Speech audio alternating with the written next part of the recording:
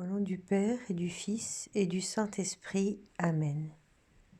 Notre Père, qui es aux cieux, que ton nom soit sanctifié, que ton règne vienne, que ta volonté soit faite, sur la terre comme au ciel. Donne-nous aujourd'hui notre pain de ce jour.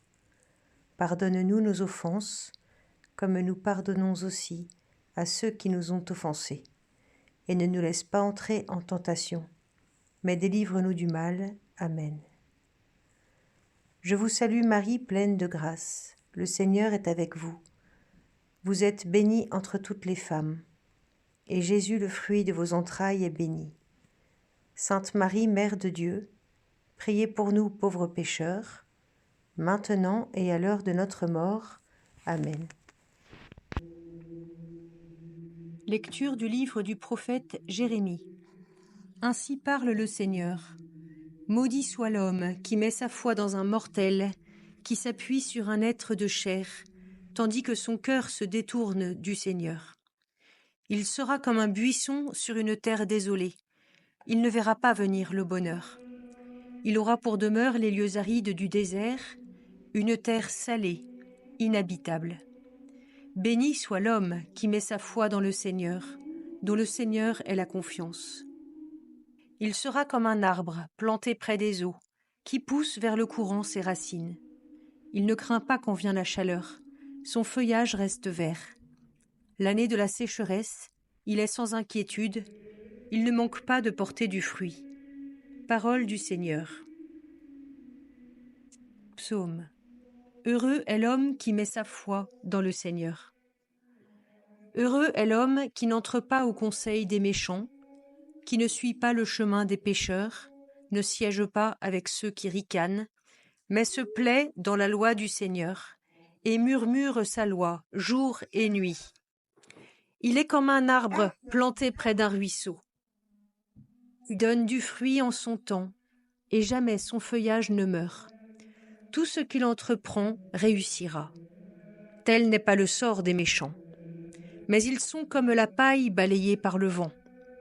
Le Seigneur connaît le chemin des justes, mais le chemin des méchants se perdra.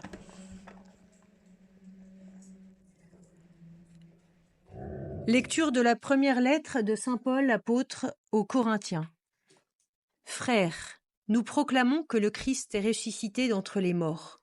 Alors, comment certains d'entre vous peuvent-ils affirmer qu'il n'y a pas de résurrection des morts ?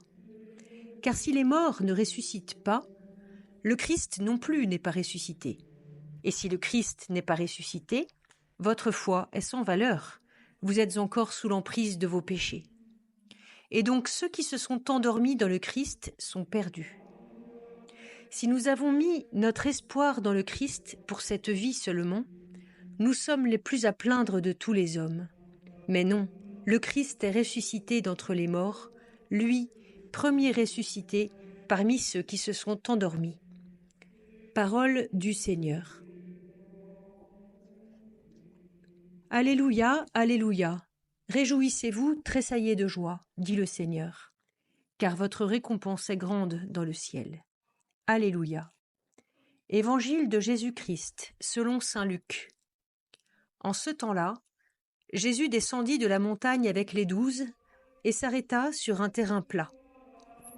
Il y avait là un grand nombre de ses disciples et une grande multitude de gens venus de toute la Judée, de Jérusalem et du littoral de Tyr et de Sidon.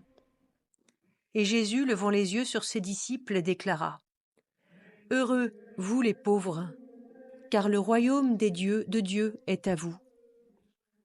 Heureux, vous qui avez faim maintenant, car vous serez rassasiés. Heureux vous qui pleurez maintenant, car vous rirez. Heureux êtes-vous quand les hommes vous haïssent et vous excluent, quand ils insultent et rejettent votre nom comme méprisable à cause du Fils de l'homme. Ce jour-là, réjouissez-vous, tressaillez de joie, car alors votre récompense est grande dans le ciel. C'est ainsi en effet que leur père traitait les prophètes. Mais quel malheur pour vous, les riches, car vous avez votre consolation.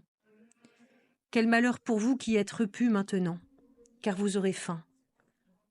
Quel malheur pour vous qui riez maintenant, car vous serez dans le deuil et vous pleurerez.